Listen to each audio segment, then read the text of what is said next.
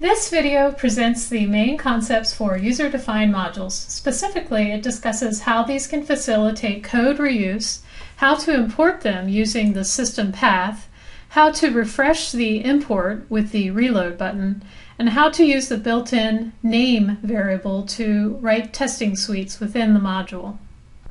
A user-defined module is simply a Python script.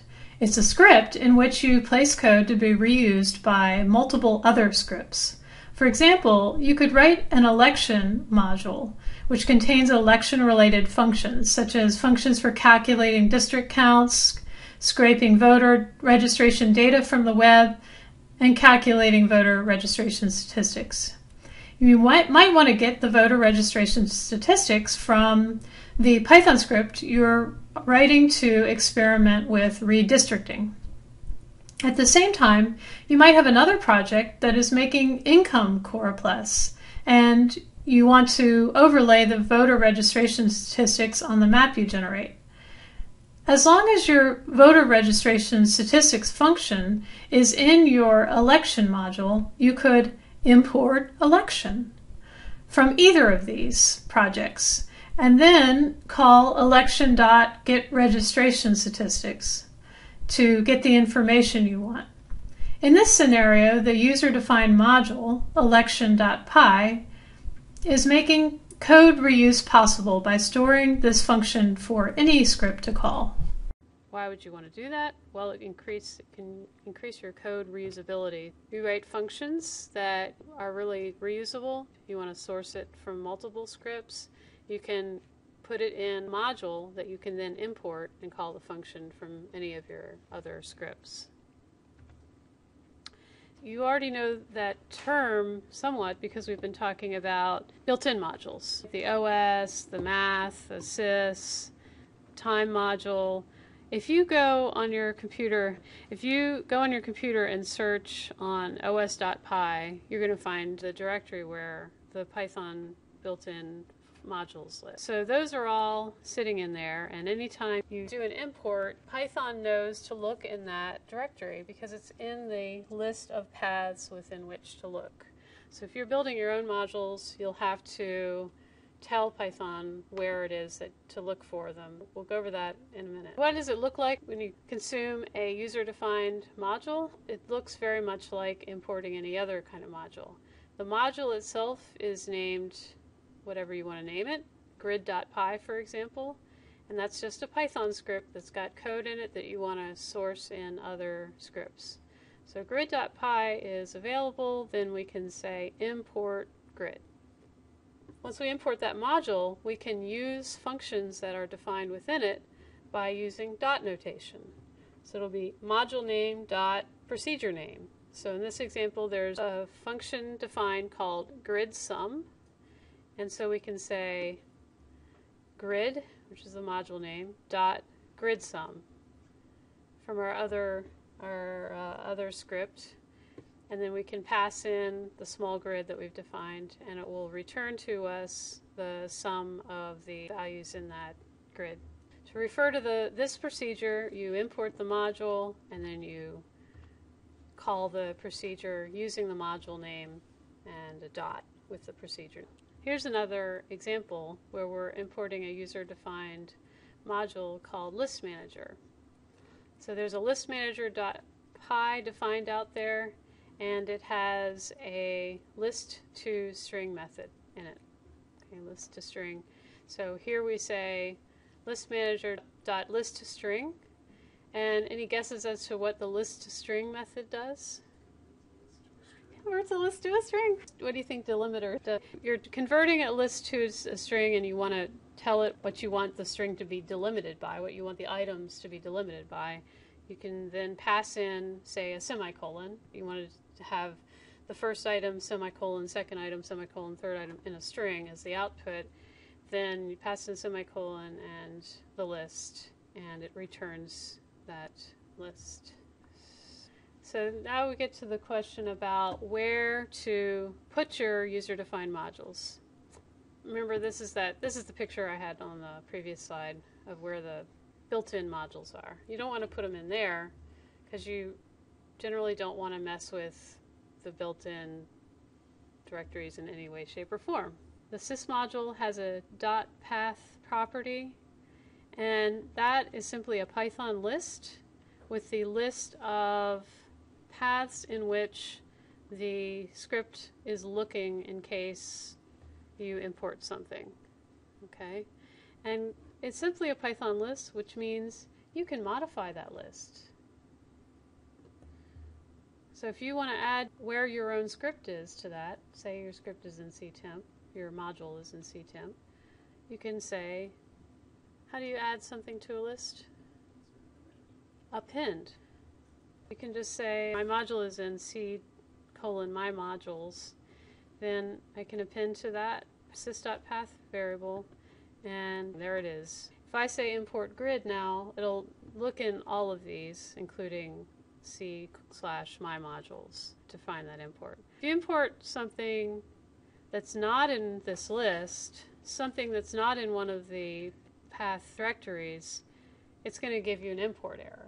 Has anybody seen import errors? Yeah, if you spell the module wrong or something. That's what it's doing. It's looking, can't find it. You have to help it out.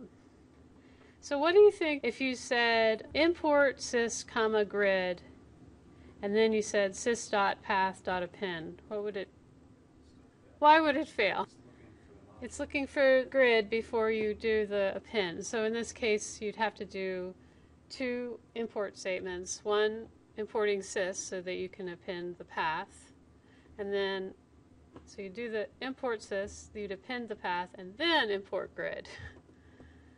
So you're doing this within the module that you're creating? You have a user-defined module that you want to reuse, like grid, and then in our example, the module that we were defining was grid_applied.py. So instead of just saying import grid, you would need to say import sys.path.append wherever grid is, and then import grid. If you are creating a user-defined module, you import it with your other script, and then you say, oh, that doesn't return a string, it still returns a list, I need to modify that function, it's not working correctly. So you go back to your user-defined module, you modify it, you save it, then you run your script that imported it again, and it still seems to be throwing the same error, though you know you have changed it. That's a little trick that the Python does to you, because to save time, once you've imported within a session, it doesn't import again. Just like if you step over import argpy, the first time it does it during a session, it takes a long time. The second time, it takes no time. It's because it's already in its list of things that have been imported, and so it doesn't take the time to import it again.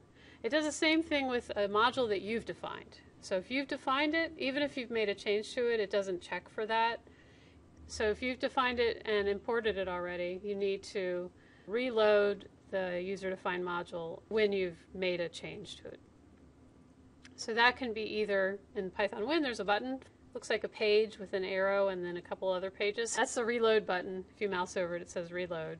So when you're on your grid.py, you click reload after you've changed it, and then it'll see the updates.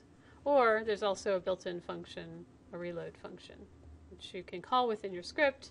Probably don't want to leave that in after you're done with developing your module, because otherwise it'll reload it every time, which wastes time. To get a better feel for all of this, try the Inclass exercise that's linked to the web page. There are two scripts, sortstring.py and listmanager.py, in text there that you copy and save to the Scratch directory. And sortstring.py is meant to be the main script that is going to import list manager and call functions from it, whereas list manager is the user-defined module. So you save both of those scripts and then try to run sortstring.py. Right now it calls one of the list manager functions, but it doesn't import list manager. So try to run it and see what happens before you put that statement in. Then add that code. And then there are a few more requests for changing the code in sortstring.py that will have you practice using built-in list methods and also some list manager functions.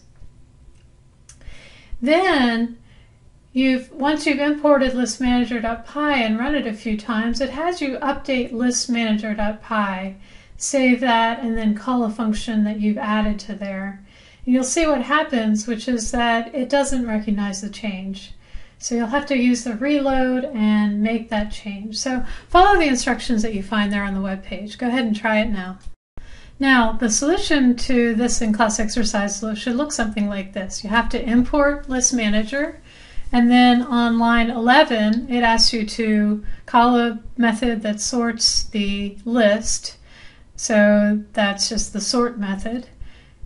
Then you had to add code to turn the list back into a string based on the delimiter, and that would be a call to the list manager method, listmanager.list2string, and then passing in those values. So this is maybe one of the first times you've practiced using a function that is in a user-defined method, and you have to look over at the user-defined method to see which arguments it requires. Then you added the unique list method to the listmanager.py module, saved it, and hopefully you saw that you'll get an error because when you're running that, you've already imported list manager. It doesn't know that it needs to update it unless you force it to update or unless you close the IDE session in between. So you reloaded, and then you were able to run the call to listmanager.uniqueList. And when you reloaded the list manager, you saw your print statement come out, and when you imported it again, you didn't see the print statement come out. When the list manager was imported, it appeared. When you import list manager, the code in list manager is executed. It's very much like executing the script directly with an IDE. If you add print hehe to the listmanager.py outside of the procedure definitions, when you import list manager, hehe will be printed. The import also creates a listmanager.pyc file. If listmanager.pyc already exists, the file will not be reloaded unless you force it to reload. If all the code in list manager is executed when it's imported, you can't include statements in list manager that are only meant for testing your procedure definitions, or rather you shouldn't. But there's a way around that problem. One other point is this is just conditional statement. When you write a user-defined module, say grid.py, you want to test the functions that are in there. You want to make sure that your grid sum actually returns the grid sum, and then if you do grid multiplication, you want to make sure they work. So as you're developing that module, you may want to call those functions and print things out, mess around with it. But when you pass that on to your boss, who you've said, I've made this really great grid.py, you can call it and it'll do this stuff for you. You don't want it to print out all that stuff you've done when you were developing, because once you've passed it to him, you know it's working.